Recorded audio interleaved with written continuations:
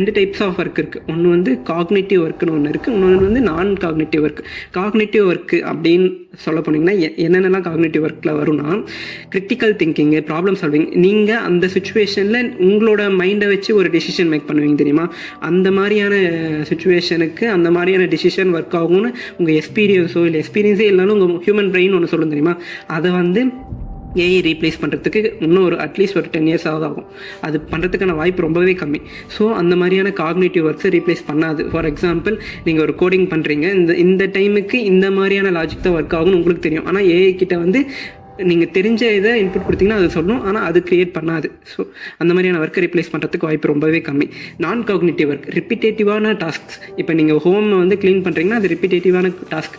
ஒரு வாட்டி நீங்கள் ரோபோட்டை வச்சு அதை வந்து மேப் பண்ணிட்டீங்கன்னா ஹோமை, அது வந்து அது பண்ணும், அவ்வளோதான், க்ளீன் பண்ணும். அந்த மாதிரியான டாஸ்க்கை வந்து ரீப்ளேஸ் பண்ணுறதுக்கான வாய்ப்பு ரொம்பவே அதிகம். ஆல்ரெடி ரீப்ளேஸும் பண்ணிருச்சு.